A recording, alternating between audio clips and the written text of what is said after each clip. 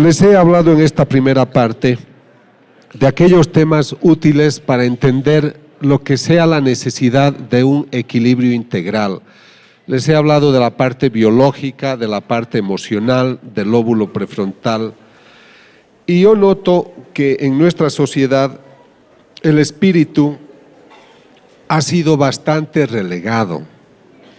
Si ustedes piensan en lo que sea la definición de espíritu, debemos redimensionar el valor de esta palabra. Y permítanme contarles algo que es sumamente importante para mí. En el año 1990 yo era ateo y estaba escribiendo un libro que se intitulaba De la neurona a la persona. Estaba tratando de explicar cómo el cerebro ha evolucionado de tal manera que un día este mamífero se vuelve persona. Pero el año 92 empiezo a hacer estas investigaciones sobre fenómenos místicos y resulta que voy al Ecuador. Pero el año 94 me ocurre esta experiencia con una persona. El año 92 yo empecé a cambiar de vida debido a las investigaciones que les voy a mostrar.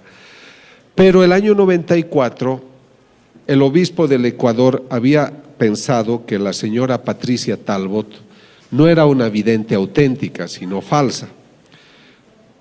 Entonces yo viajé al Ecuador para estudiar el caso de ella y demostrar si es que era realmente falsa o era auténtica. Los estudios demostraron que ella sí era una vidente auténtica y gracias a esos estudios el obispo le dio autorización hoy para que trabajara, hoy están haciendo una iglesia, etcétera. Los estudios sirven para eso. Pero lo que les debo contar es que mientras entrevistaba gente, entra una mujer que tenía también experiencias místicas. Era la primera vez que yo la veía. Yo no sé cómo llaman ustedes a las gentes que vienen del pueblo. Era una gente humilde, sencilla, sin ninguna formación, de unos 50 años, y me dice: yo tengo 2 mensajes de Jesús para usted. El primero dice que usted a través de la ciencia debe ayudar a demostrar qué videntes son auténticos y cuáles son falsos. ¿Y cuál es el segundo mensaje?, le digo. Y me responde: dice el Señor que usted no sabe qué hacer con su libro de la neurona a la persona. Ella no podía saber esto. Yo estaba escribiendo ese libro en los años 90, el año 92 estaba en el 8º capítulo y dejé de escribir porque era un tema en clave atea.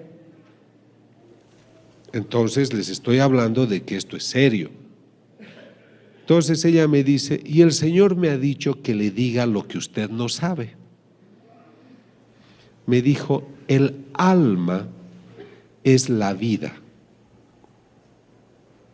Dios nos da la vida a través de una animación del cuerpo. Lo que anima la vida en un cuerpo es el alma. Por eso el animal tiene alma animal. Por eso la planta tiene alma vegetal, porque tiene vida, pero no tienen espíritu. El perro no tiene espíritu, la planta no tiene espíritu.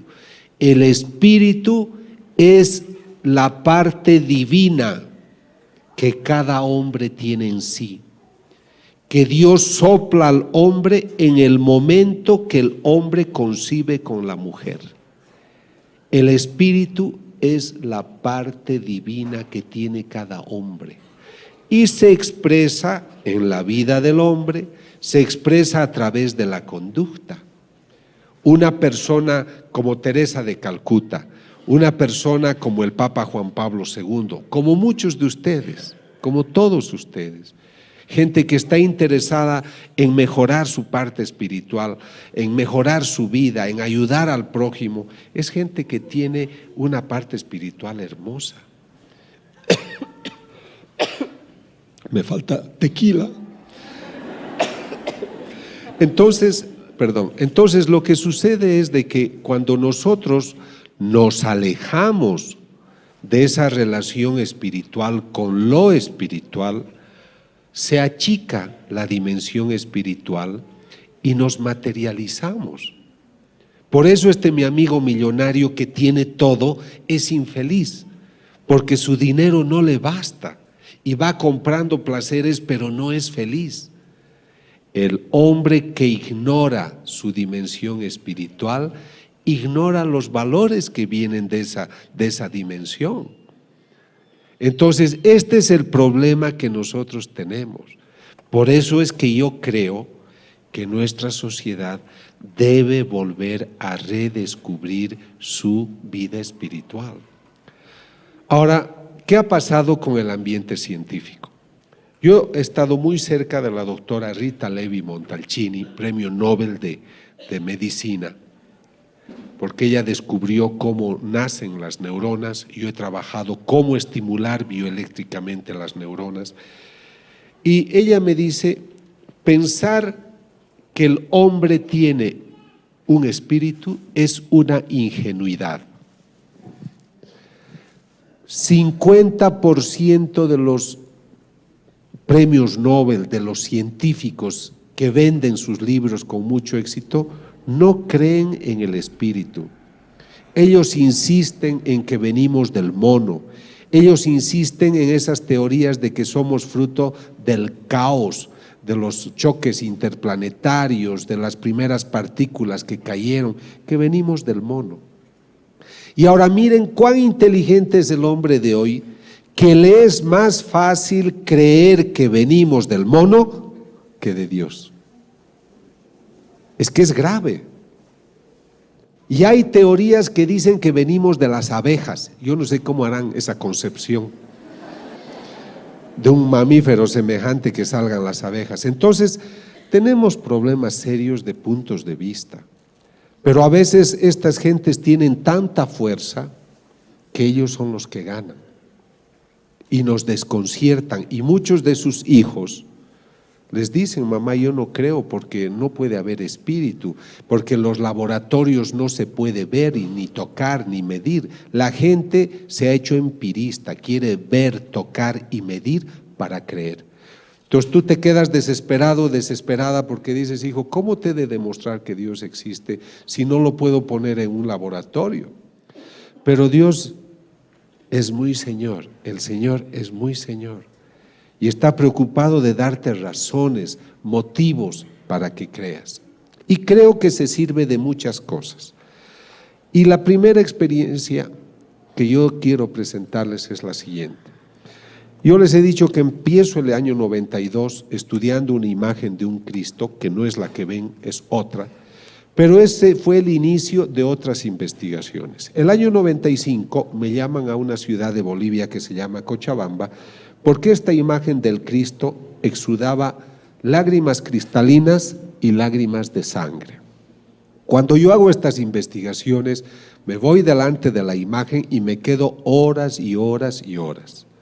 Aíslo la habitación, voy con un notario, voy con testigos, filmamos, grabamos y ponemos una máquina a control remoto, de tal manera que durante la noche pueda yo registrar si hay efusiones de lágrimas.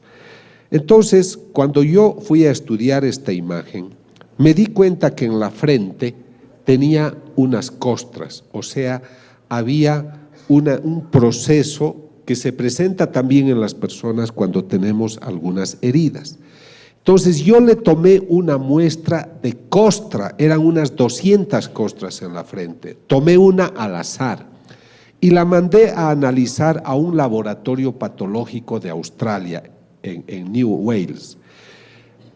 Y me dicen, doctor, 2/3 de esa costra son sangre humana, pero 1/3 no. Es algo duro y tiene que llevarlo a usted a otro laboratorista. Llevamos a un laboratorista, a un forense botánico, y nos dice, es la punta de una espina. Y reconocemos sus características por las celdas, por la distribución molecular que tiene.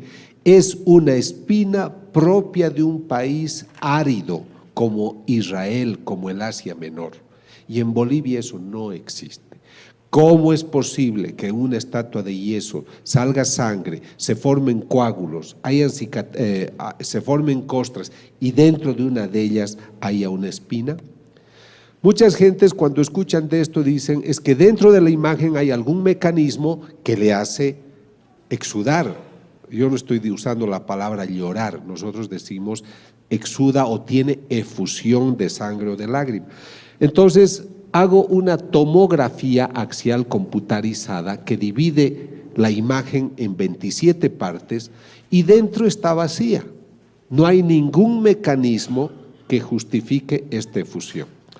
Pero muchos dicen es el ambiente, es la deshidratación, son los colores, etc. Compro otra imagen parecida y durante 2 años la coloco al lado de la que exuda. Jamás esta otra imagen tuvo esos supuestos cambios que eran debidos a los colores o a lo que sea el efecto del ambiente. Esta imagen exuda sangre y lágrimas cristalinas. Tomo una de las lágrimas cristalinas en un tubo de hematocrito, coloco en los tubos de ensayo, se seca la lágrima y quedan cristales de sal. Otra vez, como de una estatua de yeso, se seca el líquido y quedan cristales de sal. Eso no me puedo explicar.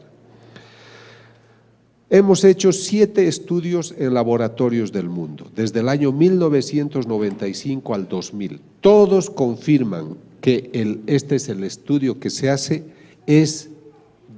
la característica corresponde a genes de un ser humano.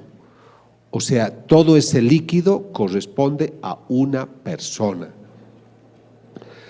Ahora comprenderán que esto nosotros llamamos estudios a ciegas. ¿Qué quiere decir? Que yo voy donde esta laboratorista a Nueva Orleans, a una oficina que se llama GenTest, uno de los mayores centros de estudio genético de Norteamérica, y esta doctora es una doctora que no ama para nada a los católicos, ella es de otra religión. Ella no sabe que esto viene de una estatua.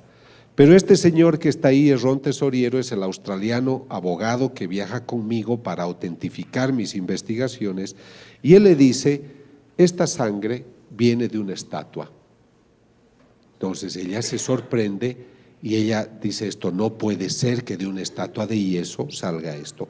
Pero su estudio confirma que esto proviene de una estatua y que es sangre humana. Bueno, ¿por qué yo hago estas investigaciones? Ahí es donde nace el Grupo Internacional para la Paz. Es un grupo que quiere ayudar a que la gente entienda estos fenómenos. No pedimos dinero a nadie. Es la primera vez que yo estoy vendiendo este libro porque es un libro de ciencia. Los libros que he hecho sobre ciencia y fe se los ha puesto a disposición. Algunos han comprado, otros no. Pero esto no se hace por dinero, ¿comprenden? Es porque cuando uno investiga, uno ama la verdad y hay que hablar de la verdad. He estudiado más de 50 casos y habían 7 falsos. Habían personas que mentían, no veían a Jesús, no veían a María, ellos ponían la sangre a las estatuas. Pero los otros son auténticos. Está también ocurriendo. Entonces acá el obispo dice, arzobispo de Cochabamba autoriza su veneración. Entonces lo que a mí me interesa es que cuando la iglesia quiere dar una opinión, tenga un informe científico, no les cobramos nada, cuesta mucho dinero hacer esta investigación, yo me financio mis cosas, mis amigos cada uno paga lo suyo, porque creemos que tampoco el sacerdote debe ser tan superficial en decir yo no creo en estas cosas, como a veces he encontrado gente muy superficial. Para hablar de estas cosas hay que estar bien informados y yo estoy muy bien informado porque son 12 años que viajo haciendo estas investigaciones. Entonces lo que tratamos es ayudar al discernimiento. Ahora quiero aclarar de que la voz científica no se adelanta a la voz de la iglesia. Nosotros, científicos, ahora católico, me someto a la autoridad de la iglesia. Y yo aconsejo que cuando hay estos temas, ustedes esperen siempre la opinión de la iglesia, porque en nuestros países latinos hay mucha especulación. Doy una charla en Colombia, hay 80 videntes, doy otra charla en España y 90 videntes. O sea, hay que tener cuidado porque también somos muy susceptibles y creemos muchas cosas. Justamente un taxista que me llevaba esta mañana me decía, pero hay también imágenes en los árboles, en los tallos de los árboles, etcétera, en los troncos, y mucha gente cree, comprende, y otros saben manejar muy bien eso. Entonces hay que esperar la opinión científica, pero sobre todo la opinión de la Iglesia. Estos estudios que yo realicé de varias investigaciones de apariciones de la Virgen, exudaciones, estigmatizaciones, llamaron la atención de la Fox, del canal de televisión americano. Entonces mandaron a este señor que se llama Mike Willesee a que me investigue. Ellos estaban preparando una película que se llamaba Estigmata, que es una mala película, pero ellos querían hacerse propaganda y pensaban que mis estudios eran falsos. Entonces mandaron a este señor para que él replique mis investigaciones en mi delante. Entonces ellos fueron a Bolivia, tomaron las muestras del Cristo. Hay una vidente de la que les vamos a hablar que se llama Catalina. Él dijo de que como esa vidente no había sido estudiada, que la traerían a México, al Hospital de Los Ángeles, para que la estudiaran, y que yo podría seguir las investigaciones, pero sin intervenir. Y el día 28 de julio de 1999 me sentarían en un sillón para decirme, yo salgo mejor del lado derecho por si acaso. Entonces, dice que estemos sentados en unas sillas que a través de un satélite nos van a entrevistar directamente desde el laboratorio donde ellos han hecho sus investigaciones para decirlo en público si hemos dicho la verdad o no. Entonces yo ese día estaba sentado y se contactan con los laboratoristas, 28 millones de personas veían que luego se ha hecho una película que se llama Signos de Dios, la ciencia prueba la fe, y pues fueron al laboratorio y la laboratorista dice, debo confirmar que los casos son auténticos. Y eso es lo que a mí me ha dado prestigio internacional, porque la Fox no es el Vaticano. Eran unos señores que querían hacer lo suyo, gastaron $2 millones, a mí no me pagaron ni un centavo por si acaso, pero ellos querían ver si esto era verdad o no. Y lo que podía haber sido algo negativo para mí se ha vuelto a favor, porque delante de todo el mundo, esa noche fueron 28 millones, pero luego ha ido a todo el mundo, pues han dicho, esto es verdad. Y entonces eso solamente quiero contarles para que sepan de que yo también, el investigador, he sido investigado. Han hecho una película de 2 horas, documental, Signos de Dios, la ciencia prueba la fe, y pues allá ellos fueron los que estudiaron el caso de quien les hablaré luego. Cuando empecé a estudiar esa imagen del Cristo que lloraba, como yo era ateo, yo no estaba relacionado con miembros de la iglesia. Entonces muchos me dijeron de que no podía ser, de que cómo, me tienes que avisar antes para que yo pose, ¿no es cierto? Entonces descubrí, bueno, me decían, no puede ser, estos casos no hay. Pero luego estudiando, encontré que en el año 1953 lloró esta Virgen en Italia, en Siracusa. Y el año 1954 el Papa Pío XII la aprueba, dice este es un caso extraordinario y hacen una basílica. Entonces yo tenía un argumento para demostrar a los religiosos de que realmente habían casos de este tipo y que una prueba era esta exudación que exudó 4 veces. Ese Cristo de Cochabamba ha exudado casi ya 200 veces. Y luego empiezo a conocer más casos en Italia en Italia también esta es la rosa mística que exuda y muchas imágenes. Y tengo que viajar a Akita, Japón. En Japón empieza a llorar la Virgen. Es una imagen de madera que exuda 101 veces, lágrimas cristalinas y sangre.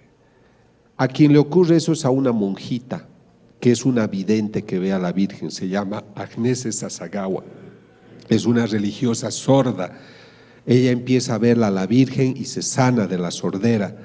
Muchos dudan, pero el obispo es un hombre serio, quiere saber todo, hace las investigaciones y el año 1985-90 hace documentos apoyando esta aparición, y el mismo cardenal Ratzinger el año 90 convalida las apariciones de Akita, Japón.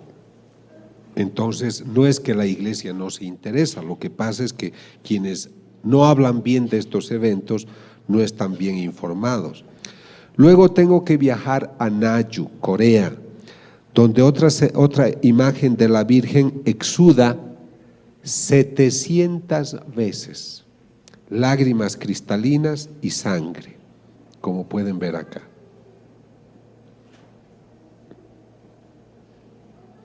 ¿Ves? Este es del lado derecho. Y estas son las muestras, de sangre que hemos tomado para analizar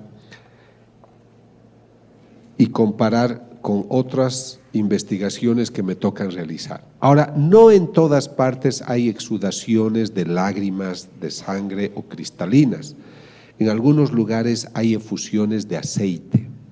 Esto ocurre en la casa de una estigmatizada que se llama Catalina, tiene a la Virgen de Fátima, y yo tomo las muestras y miren que estaba yo en México y extraigo el líquido y es aceite de oliva.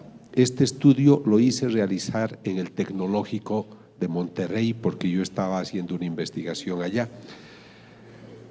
¿Cómo puede ser de que tengamos estas imágenes que pues exudan, y en este caso aceite? En muchos casos estos aceites los aplican a los enfermos y pues se sanan. Sé que han venido unas personas enfermas de cáncer y de otras enfermedades, les agradezco por su bondad. Ojalá Dios al volver a sus casas les dé una linda sorpresa de cariño y de sanación física, espiritual, si es su voluntad. Luego voy a Colombia, a Medellín, porque en Medellín ha ocurrido algo único, y escuchen con atención porque es muy bonito. Es una escuela de niños huérfanos, dirigen unas monjitas. Esta imagen de la Virgen la tienen en el patio, es un póster grande, pero ya está hace más de 30 años y se ha despintado. Y para sorpresa de todos, empieza a aparecer el color, como si alguien empezara a pintar. Y hasta hoy nadie puede describir cómo se ha podido realizar, y ocurre de que tiene cada vez unas exudaciones de líquido transparente con mucha frecuencia. La llaman la imagen de la Virgen renovada, es la de María Auxiliadora. Ahora voy a entrar a un tema que es muy interesante y que seguramente lo voy a tratar con más profundidad. Me llama el cardenal de Buenos Aires.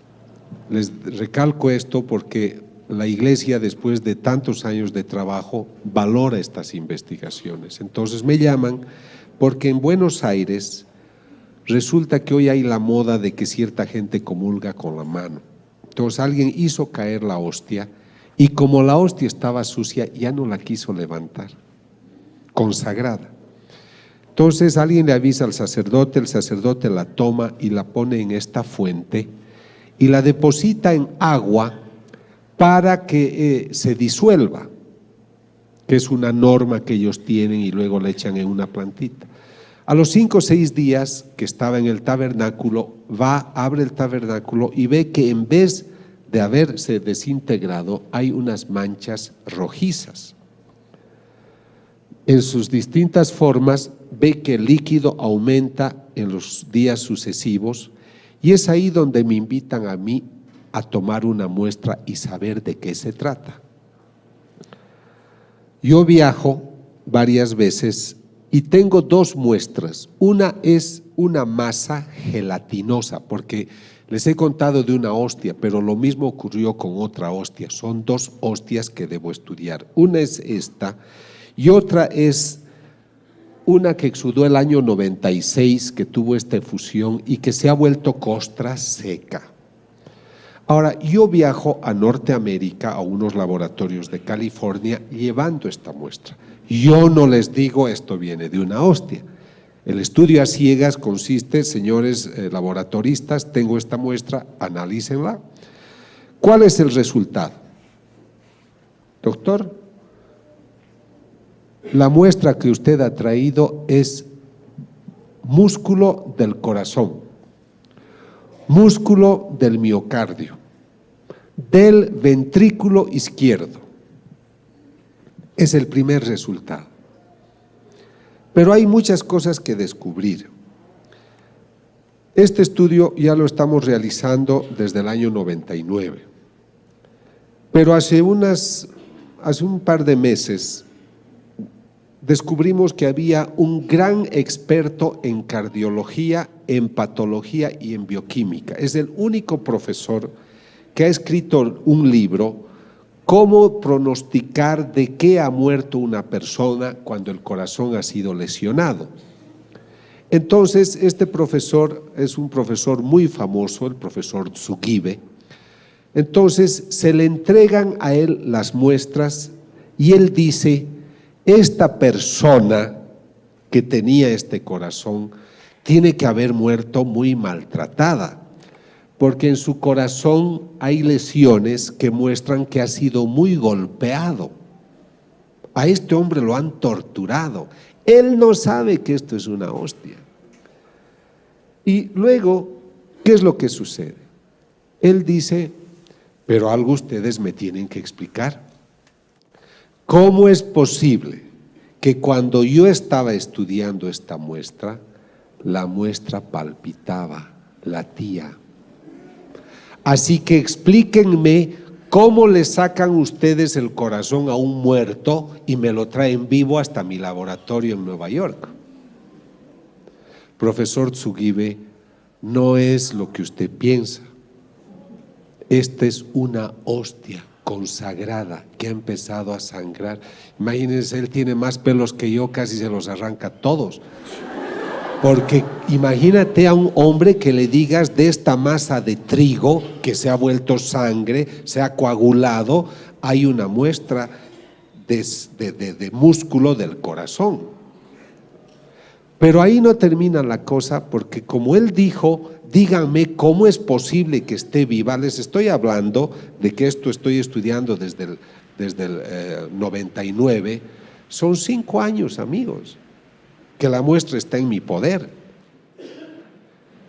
Entonces yo viajo al laboratorio de Buenos Aires hace pocas semanas y busco los documentos de los primeros estudios que se hicieron en Buenos Aires. Y escribe la laboratorista que ha hecho el primer análisis. Dice, se observan unos líquidos, glóbulos rojos, se observan glóbulos blancos, hemoglobina. Lo que me llama la atención es que las células estén palpitando y que estén latiendo. Pero ya habían pasado varios días.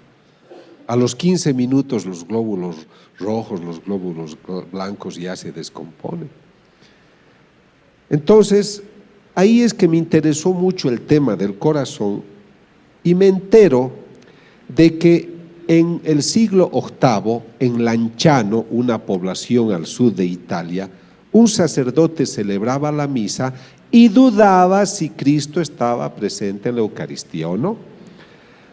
Él dudó y el momento de su duda, la hostia se vuelve sangre y se coagula. Y se vuelve esta pieza de carne que si ustedes van hoy o viajan después a Lanciano, la pueden ver, veo que algunos ya lo han hecho, pero el vino se vuelve unos grumos que son 5 grumos de sangre, es como un algodoncito de sangre, pero son de distinto tamaño los 5 y cada uno pesa igual. Y ellos, los italianos, la conferencia episcopal, invita en los años 70, esto ha ocurrido en el siglo VIII, repito, pero se conserva. Y entonces invitan a este profesor, que es el profesor Linole, experto en bioquímica, patólogo, a que haga estudio. Y este doctor nos dice, es músculo del corazón igual que la muestra que ustedes tienen. O sea que la muestra que yo tengo de la hostia de Buenos Aires, que es de los años 90, 2000, es la misma que esta, es de la misma persona. ¿Qué opinan? Lo demás ya no les cuento porque si no ya no se compran mi libro. Entonces resulta mentira, no he traído el libro que habla de eso. Entonces miren, acá estamos hablando creo, de una prueba de algo extraordinario. ¿Puedo yo comprobar que Cristo está presente en la Eucaristía? El Señor dice una mística: yo hago milagros para los ciegos y los sordos. Pero no quisiera hacer milagros, quisiera que creyeran por fe. Yo no soy nadie para poder decirles, esta es la prueba. Pero yo quiero ponerles sobre la mesa los resultados de las investigaciones para que ustedes lo mediten y ustedes lleguen a sus propias conclusiones. Yo no puedo explicarme respecto de las imágenes que una imagen de yeso exude. ¿Por qué esta pared de yeso no exuda? ¿Por qué solo las imágenes sagradas?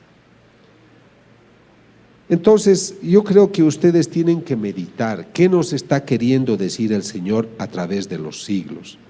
Pero luego me entero que en el siglo XIII, también otra persona, otro sacerdote, no creía que Cristo estaba presente, esto en Orvieto, en Italia también, y cuando está dudando de que si Cristo está presente en la Eucaristía o no, el corporal que tiene se llena de sangre. Pero aquí ocurre algo impresionante, porque la sangre chorrea el altar y cae al suelo, y el piso es de mármol, y si ustedes van a ver hoy, ha penetrado la sangre al mármol y está ahí.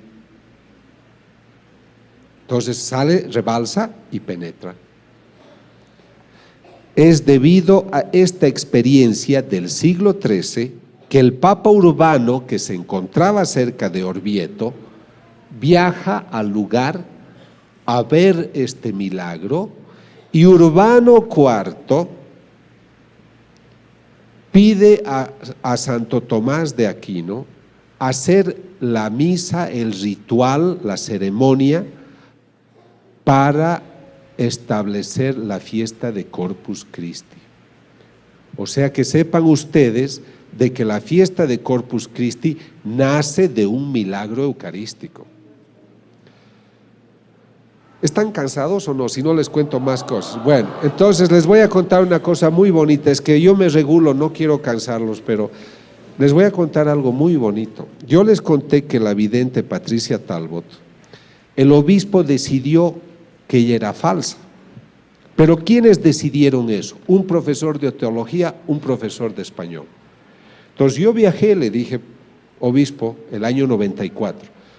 Yo le dije con todo respeto, no veo que ustedes, siendo teólogos y siendo profesores de español, decidan si el cerebro de una persona está sano o no. Ustedes no tienen la competencia para eso, pero yo sí. Yo soy experto en esos temas y además traigo mi equipo de expertos. Permítame que estudie el caso de la señora Patricia Talbot.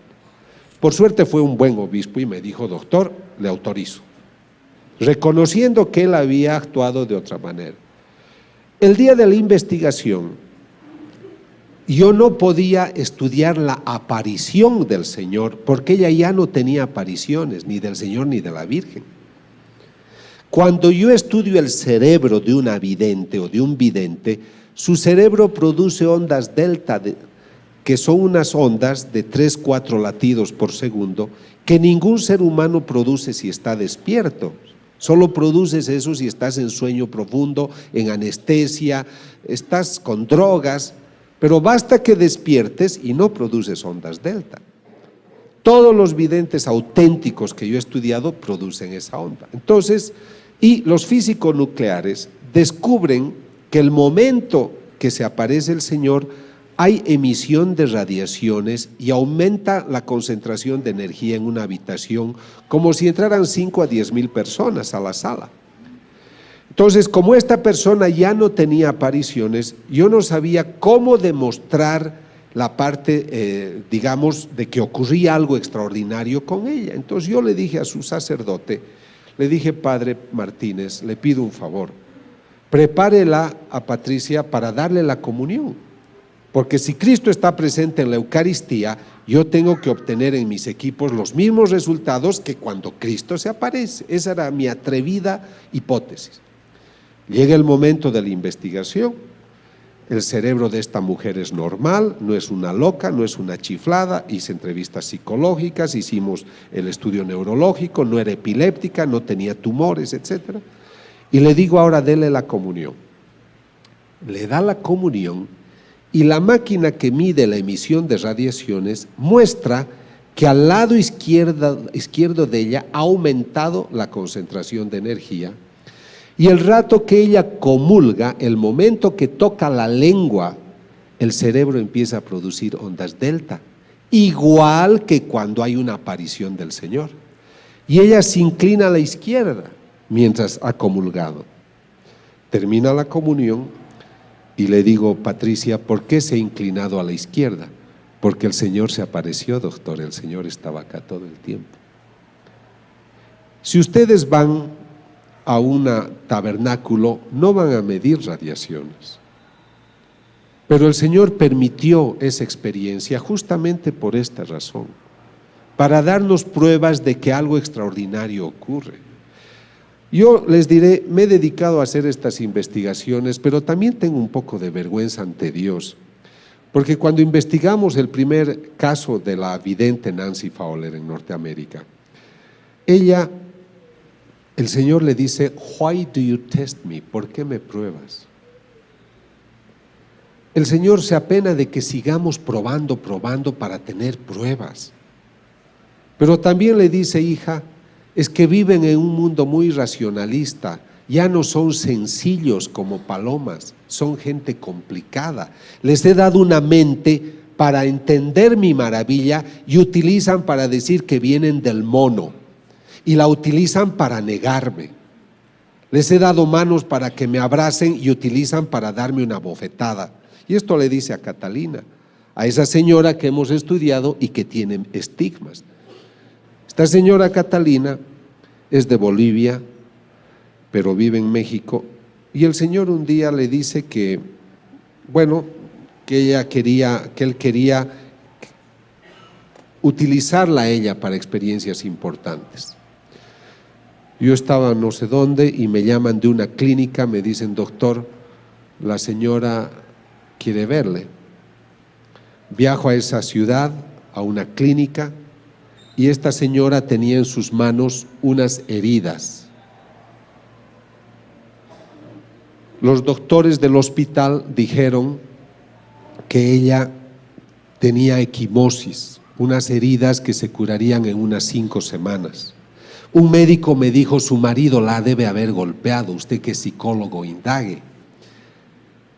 Pero ella me dice: y los médicos dicen esto se va a curar en algunas semanas, pero ella me mira y me dice: doctor, mañana no voy a tener nada. Al otro día, ese día era viernes, voy, es sábado, miren la herida del viernes y el sábado no tiene nada. Así conozco a esta señora, Katia Rivas, Catalina, y luego voy haciendo seguimiento de otras experiencias. Eran casi cada viernes al principio, luego los primeros viernes. Mucha gente me dice: doctor, ¿y les duele a estos estigmatizados las heridas? Claro, son perforaciones de carne y hueso, son muy profundas las heridas, fíjense.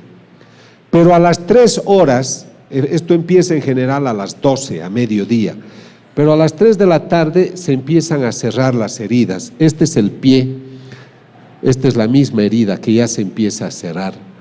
Entonces, estas lesiones, muchos dicen que se las hacen por histeria, son histéricas, que se hieren.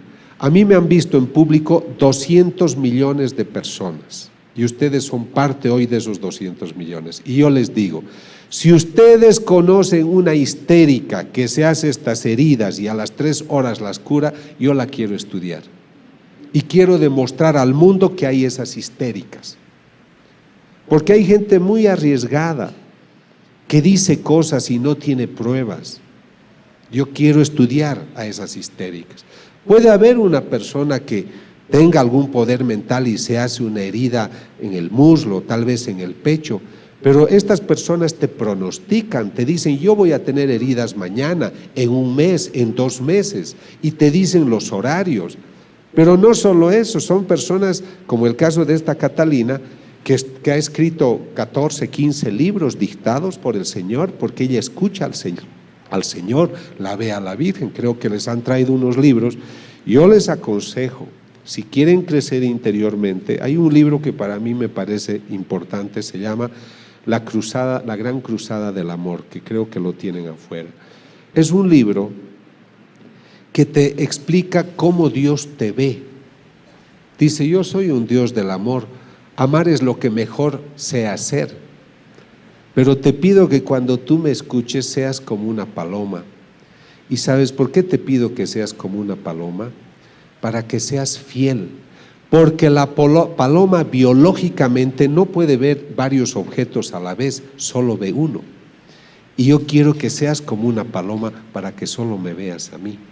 Ven, yo te invito, entra a mi escuela es del amor.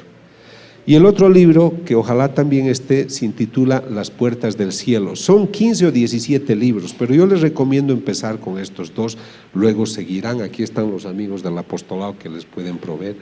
Pero el otro libro, Las Puertas del Cielo, es un libro que te habla de la relación de Dios contigo. Es un libro muy bonito, porque vas a entender qué es lo que Él piensa de ti, qué es lo que espera de ti.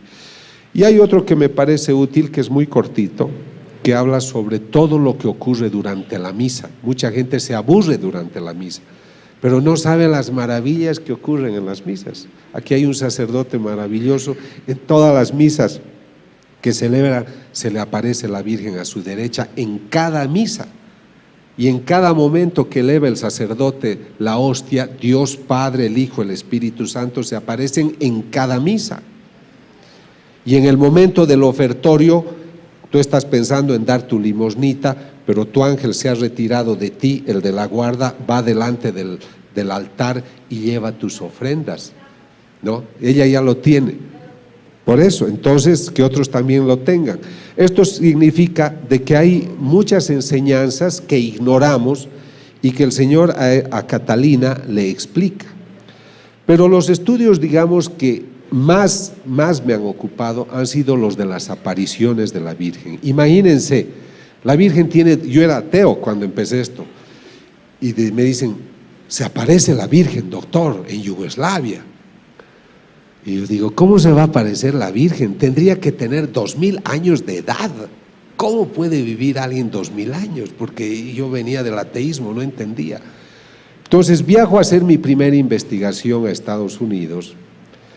¿Y qué es lo que encuentro? Ya no me basta que una persona me diga: doctor, yo veo a la Virgen. Durante las apariciones, las nubes forman estas imágenes. Pero no ocurre durante el Mundial de Fútbol ni durante las Olimpiadas. ¿Por qué ocurre en esos lugares? Entonces, tengo una serie de datos que me interesan mostrarles. Tú dices que la ves a la Virgen, sí. Ella es Visca, no es que es Visca, sino se llama Vishka, ¿no? En croato me parece. No, ella dice que ve a la Virgen. Le toman una fotografía y ¿qué ven detrás? Hay un rostro. El momento que se tomó la fotografía no estaba. Entonces, cuando yo estudio un caso, no me basta que me diga yo veo. Yo tengo ayudas de distinto tipo. Luego les hablaré la parte científica. Esta Vishka dice: la Virgen me ha dicho que como mañana es Pentecostés, caerán 12 lenguas de fuego como hace 2000 años. Al otro día 5000 personas se reúnen y pueden ver cómo las 12 lenguas de fuego caen. O sea, aquí es interesante para la investigación de que haya un pronóstico, mañana va a ocurrir. De hecho, cuando yo dudo de algún vidente, Lo que hago es pedirle una prueba, le digo a usted, dígame qué va a suceder, escoja usted las cosas, que el Señor o la Virgen se lo diga y en base a eso yo me he de comportar, ¿no? Porque tiene que darme una prueba. Yo soy un investigador, no la va a dar a todo el mundo, pero si usted quiere que yo hable al mundo de esto, usted tiene que darme una prueba de que algo especial sucede con usted. Muchos ya no vuelven por eso. Ahora, acá es un crucifijo. Durante las investigaciones es un lugar que se va a rezar y delante aparece esta imagen en una fotografía. La gente puede decir de que es una sobreposición de imágenes, pero es una foto Polaroid, no hay replicación. Y ténganla en cuenta, por lo que van a ver luego, esto es Estados Unidos, lo otro ocurre en Corea. Esto sigue siendo Estados Unidos el 13 de octubre. Por eso cuando yo investigo, leo los mensajes, estudio la vida de la persona, entrevisto psicológicamente o psiquiátricamente lo que hacen, recurro a neurólogos, psiquiatras, físicos nucleares, pero durante la aparición puede suceder de que toda la gente pueda ver algo parecido a esto. Esto ocurre en el Ecuador, ante 150,000 personas. El cielo estaba oscuro y el momento de la aparición se despeja y aparece ese perfil. Esto ocurre en Corea, es lo que les decía, este es el altar donde llora la Virgen, se toma una fotografía, pero miren qué ocurre delante, ¿no? Esto ocurre en Colombia, en Ecuador, en Yugoslavia. Durante las apariciones, las nubes forman estas imágenes. Y hay detalles que yo observo, como la mandíbula de la Virgen parece que es muy finita, los que la han visto me dicen eso. En Yugoslavia una persona escucha un sonido, un ruido, siente la necesidad de tomar una foto del árbol y aparece este perfil. Ahora ustedes me dirán, ¿cómo se investiga? ¿Cómo puedo yo decirle a la iglesia, a las autoridades, esta persona ve a la Virgen o no? Mucha gente después de una conferencia me dice que ve a la Virgen. Pueda que muchos vean de verdad, pero eso es para uno. Y en su humildad tienen que guardárselo para sí. Pero hay personas como esta estigmatizada Catalina, que el Señor le dice, según ella, dile al doctor que te ayude. Entonces yo la estudio. Acabo de estudiar un caso hace una semana en el Johns Hopkins Hospital de Baltimore. ¿Por qué he ido a ese famoso hospital? Justamente para convalidar mis investigaciones. He estudiado una vidente norteamericana de 47 años, que es un caso que el obispo ha declarado que es falsa. Entonces yo voy a esos casos para ver si ellos tienen razón o no, o ayudar o solicitar la revisión de su decisión. Yo entrevisto a las personas, debo ver que sean sanas de mente. Hay fanáticas, hay loquitas, hay enfermas, hay gente que exagera y no dicen la verdad. Hay gente que alucina, hay psicóticos, esquizofrénicos. Entonces hay que hacer un estudio para decir esta persona es sana de mente. Luego hay que leer todo lo que escriben y tiene que ser algo perfecto. Por ejemplo, esta Catalina ha escrito casi 17 libros y no hay contradicciones con las enseñanzas de la iglesia. Es una persona que no tiene la formación cultural para darte una cita de 40 citas bíblicas, o que tú estés pensando algo y ella te responda, o ese texto de la misa, o los otros dos que van a poder leer, o los que quieran, pues te están mostrando cosas que ningún ser humano sabe. Yo cuando leo esos libros me sorprendo de la belleza que tratan. Ellos no tienen la formación, entonces veo que algo extraordinario pasa con ellos. Luego estudio con aparatos. Antes de los equipos veo su estilo de vida y yo viajo de incógnito, les veo cómo viven. Yo he descubierto una vidente falsa en Ecuador, porque yo le decía, ¿y usted cuándo va a misa? Nunca la veo en la iglesia, era un pueblito. es que yo voy a la misa con mi director espiritual. Le digo, ¿y dónde está su director espiritual? Ha viajado. Pero, ¿y cuando usted reza? Nunca la veo ir al oratorio. Es que yo rezo en mi cama en la noche, me levanto, hago ayunos, duermo en el suelo. Todo era mentira. Pero recibía dinero y había gente que la buscaba y un sacerdote la apoyaba, ¿comprendes? Pero era todo mentira. Un día fuimos a la misa juntos y hacía calor cerca de Guayaquil. Hacía tanta calor que ella, como le hacía calor, era domingo, se salió de la misa y no escuchó la misa. Ningún domingo, ningún vidente un domingo va a dejar de escuchar una misa, solo porque hace calor. Entonces hay que estudiar también el estilo de vida. Hay tipos que son muy callados, otros que hablan más, pero todos son muy valientes, todos son perseguidos porque les calumnian, les dicen muchas cosas feas, pero son valientes porque perseveran. Los falsos casi siempre vienen y me dicen, yo soy vidente, además el Señor ha dicho que usted es una maravilla, que usted es un santo, que usted es melenudo, que usted tiene una linda cabellera, todo. Yo no les creo, ¿comprende? O sea, me echan muchos piropos y en general el Señor no es así. El Señor puede decir, mi hijo me sirve, mi hijo me ayuda, pero no te va a dar tantos piropos, ¿comprendes? En cambio los falsos te dicen, te adulan de muchas maneras.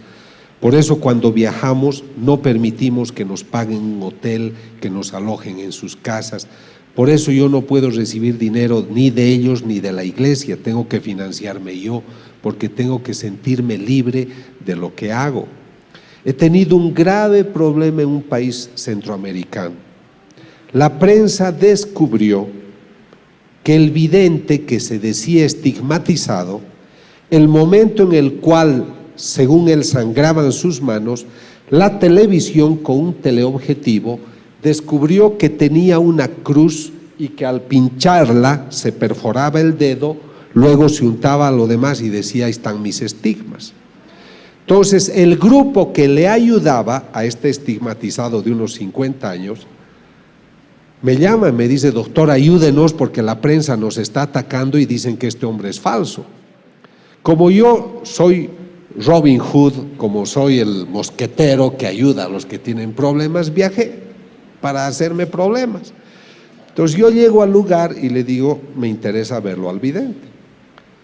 Me llevan a un lugar, el grupo que lo apoya al hombre, que le ha regalado un auto de $50,000, que vive en una linda casa, que el tipo ya no trabaja, vive como un rey el hombre, eso también yo observo, ¿no?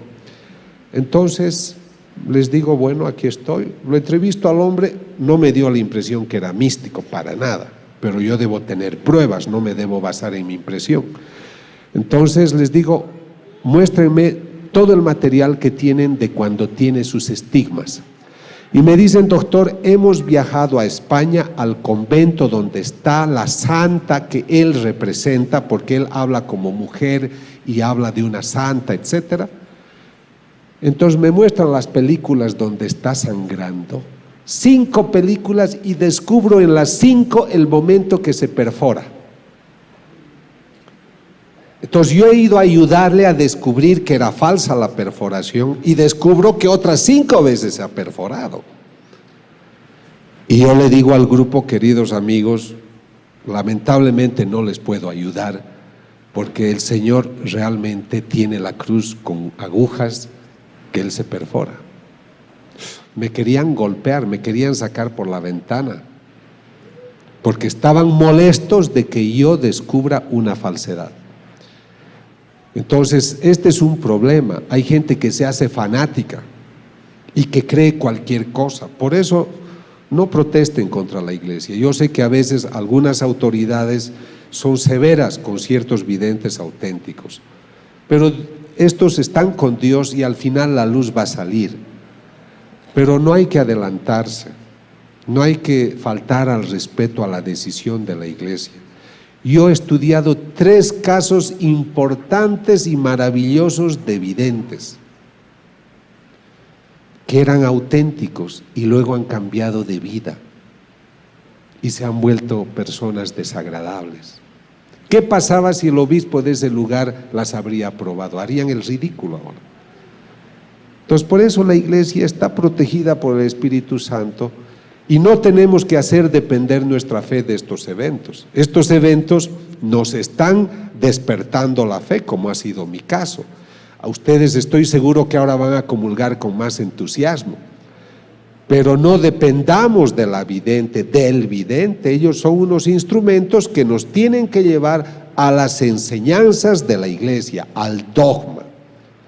Y entonces vamos a vivir mejor. Yo vivo mejor mis misas gracias a muchas cosas que me han dicho los videntes, pero yo no estoy esperándolo al vidente. Lo que me interesa es encontrarme con el Señor en el Santísimo. Entonces tengan presentes, sean prudentes, gocen de estos regalos. Llévense esos libros maravillosos que les van a hablar de un Dios que está hablando al hombre de hoy, porque está preocupado de un hombre que ha erigido otros dioses y se ha olvidado de él. Realmente, para mí, el concepto fundamental de todas estas apariciones es que el Señor se aparece para decirnos que existe y que nosotros nos hemos olvidado de él. Ahora, con esto yo ya termino. Lo que estoy tratando es de investigar todo lo que sea la sangre de la sábana santa, que ustedes saben, se ha dicho que es de la Edad Media, es otro estudio que ha especulado muchísimo y mal, pero yo quiero comparar muestras de esta sangre con las del Cristo, con las de las hostias, y ya estamos obteniendo varias muestras. Ni bien el Vaticano nos dé permiso para investigar la sábana santa, lo vamos a hacer. Ahora, ¿con qué debo concluir? Yo quisiera decirles de que estamos viviendo una época especial. Ustedes se preguntarán, ¿por qué yo viajo por el mundo hablando de estos temas? Yo he escrito mucho y he dictado muchas conferencias, porque siempre me ha interesado que el hombre sepa lo que era el estrés, la depresión, las neurosis. He hecho mucha investigación. Pero yo noto que el hombre de hoy no está bien, no está sano. ¿Cómo puede estar sano el hombre que mata a su mujer, como ocurre en España? Cada semana un hombre, marido o compañero, mata a su mujer. ¿Cómo puede ser sana una nación? En Alemania hay aviones que viajan hasta Filipinas, hasta Bangkok, a hacer sexo con niños, prostitución infantil. Hay 1.200.000 niños prostitutos menores de 12 años. Y eso con la aquiescencia de gobiernos. Es una tradición en Tailandia que ciertos padres de familia tengan 6, 8, 10 hijos para que sean prostitutos desde niños. Entonces, ¿cómo puede ser este hombre inteligente hacer tantas guerras? Desde 1944, 45, 46, que son las épocas de paz después de la Segunda Guerra Mundial, solo han habido en el mundo 6 días de paz, porque en cualquier lugar siempre había una guerra, y hoy hay 10 guerras en distintos lugares del mundo. Hablamos de las más grandes, de las más importantes. El siglo pasado han muerto 100 millones de personas en conflictos bélicos. En los últimos años, del 90 al 2000, han muerto 7 millones de niños por conflictos bélicos. Ahí es que yo pienso que el hombre viene del mono y no de Dios, ¿comprenden? Porque no puede ser que un hombre inteligente sea capaz de estas cosas. Entonces a mí me parece que todo lo que yo les he hablado, lo que trata es de hablarles bien del hombre, de nuestras maravillosas condiciones, pero quisiera invitarlos a redescubrir su dimensión espiritual. Realmente tenemos una dimensión espiritual. Estuve en Panamá hace pocos días y me invitaron a dictar una conferencia junto a una doctora colombiana, una odontóloga. Y esta señora cuenta, ella debe tener unos 40 y tantos años, con las mujeres no se sabe, ¿no? Pero yo calculo gentilmente. Esta señora le ha caído un rayo en Bogotá, la ha destruido, estaba llena de heridas, le ha quemado todas las partes internas, los ovarios, le ha quemado todo. Y esta mujer, durante el momento que le cayó el rayo, ha visto muchas cosas, ha visto el purgatorio, ha visto lo que ocurre durante la comunión, durante la misa, durante la Eucaristía. Y esa mujer se ha sanado, su cuerpo está regenerado. Y pese a que no tenía ninguna capacidad para ser madre, se ha puesto encinta y ha tenido otro hijo. Y ella viaja ahora contando su experiencia. Pero ella me cuenta algo que me ha llamado la atención. Los médicos declaran que ella estaba en coma después que le cayó el rayo. Piensen, por favor, si te pasa la corriente en tu casa. ¿Cómo es que te caiga un rayo y te queme todo? Los zapatos están quemados, el cuerpo está quemado, se ve los huesos, porque está todo quemado, chamuscado y es olor a carne. Y esa mujer obviamente no puede estar despierta, está en coma. Pero ¿qué cuenta ella? Que ella se encontraba en Yugoslavia, pidiéndole a una señora que rezaba mucho, que rezara por su alma. Esta doctora fue la que hizo grandes movimientos en favor del aborto en Colombia, en favor de la eutanasia. Y durante el momento que le cae el rayo, tiene una visión de cómo ella se está por caer al purgatorio. Y una voz le dice: tú mereces irte al último lugar del purgatorio, que es cerca del infierno, y es horroroso, y ve unos monstruos y ve cosas feas. Esto es lo que ella relata, y es una persona seria. Y entonces ella está desesperada, dice: no puede ser que mi alma se esté perdiendo, yo no creía en estas cosas, yo no creía en Dios. Y el Señor le permite volver a la vida y la cura para que hable de estas cosas. Por eso ella viaja por el mundo hablando de estos temas. ¿Por qué les cuento esto? Porque si ella estaba en coma en Bogotá, ¿cómo es que estaba en Yugoslavia pidiéndole oración y pidiendo oración a otras personas, y ella se veía lo que los médicos estaban haciendo con ella?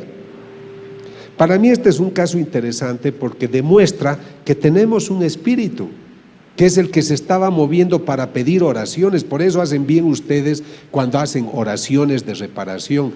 Me da pena que hayan personas enfermas, pero benditas las personas enfermas, porque a través de ellos el Señor salva a mucha gente. Entonces esta mujer ha tenido una experiencia extraordinaria, y les voy a contar otra que a mí me consta más. Yo estoy trabajando para que la gente redescubra el espíritu. Entonces un día en Londres, un automóvil atropella a un señor. Escuchen esto porque es muy interesante. Este señor tiene unos 60 años, lo atropella el auto, está de muerte, lo meten de emergencia y el tipo muere. Entonces lo bajan a una sección donde está el tanatorio, y de repente el hombre empieza a gritar y dice: sáquenme de aquí, socorro, ayuda, etcétera, y el tipo está vivo. Entonces, cuando todos se sorprenden, dicen: pero ¿cómo usted está vivo si estaba muerto? Le hemos hecho todos los controles. No sé, dice, lo que pasa es de que yo quiero que traigan al cirujano que me ha salvado la vida, a ese pelirrojo. Al pelirrojo, sí, le dice, es el cirujano que te ha curado. Bueno, que venga. Y quiero agradecerle a esa enfermera gordita que corría por todas partes buscando todo para poder ayudarme. Yo quiero agradecerles a los dos. Y los médicos se miran la cara sorprendidos porque dicen: ¿cómo es posible que este hombre haya podido ver y me hable del pelirrojo y de la gorda? Porque él era ciego de nacimiento. ¿Se dan cuenta? Entonces este hombre estaba viendo con su otra naturaleza, que es la dimensión espiritual. Yo voy a hablar el próximo sábado, y no lleven sus celulares por si acaso, en la Universidad Interamericana, Intercontinental. Quisiera que inviten a otra gente, porque yo creo que esta es una oportunidad para reflexionar sobre estos temas. Yo les quiero decir, a mí nadie me paga por hacer estas cosas. Pasamos muchos apuros para hacer estos viajes, pero los hacemos con dignidad, porque es un homenaje a la gente, es un homenaje a la verdad natural y a la verdad sobrenatural, para que las personas comprendan de que algo extraordinario está ocurriendo en el mundo y ustedes son privilegiados en tener acceso a esta información, porque mucha gente no tiene acceso a esta información. Y si Dios está permitiendo que ocurran estos casos extraordinarios, ustedes en México tienen la maravilla de la Virgen de Guadalupe. Así se ha ido repitiendo porque Dios está pendiente del hombre. Somos nosotros los que le damos la espalda, somos nosotros los que no queremos estar cerca de Él. Somos nosotros los que nos bautizamos y solo 15% se acuerda de Él los domingos, y sobre todo nos acordamos de Él cuando tenemos problemas. Yo creo que todo lo que nos está ocurriendo es para recordarnos que está vivo. El Señor dice: yo soy un mendigo, porque estoy esperando que el hombre me pueda donar lo que más quiero, y es su corazón. Eso es lo único que espero. Pero todo depende de su voluntad, porque el hombre es libre para amarme.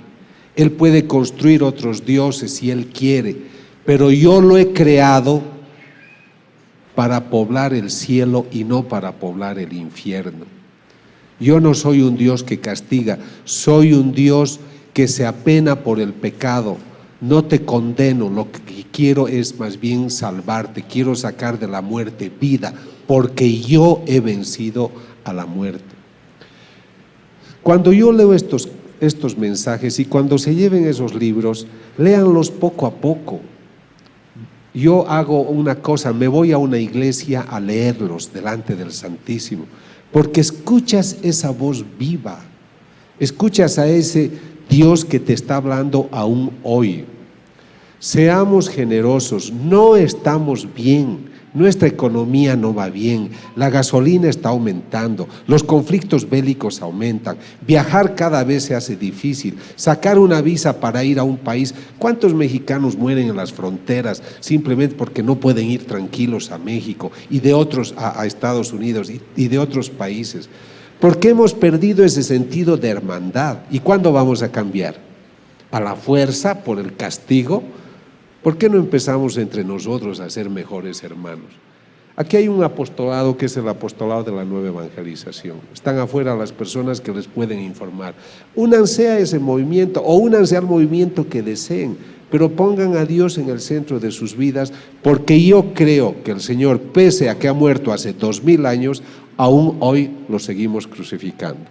Pero ojalá el Señor hoy pueda decir: yo hoy he tenido un momento bonito porque estuve en México con gente grata, y espero que el Señor pueda encontrar en sus corazones un lugar que le ha dicho a un vidente, le ha dicho: ¿qué te hace pensar que porque soy Dios no merezco ternura? Y al vidente de Panamá, que es un joven maravilloso que se va a ordenar sacerdote el próximo 6 de enero, el Señor le ha dicho: hijo, por favor, no enfríes tu corazón, porque ese es el único lugar cálido que hoy tengo para descansar. Que el Señor hoy encuentre en sus corazones muchos lugares cálidos. Gracias. Gracias.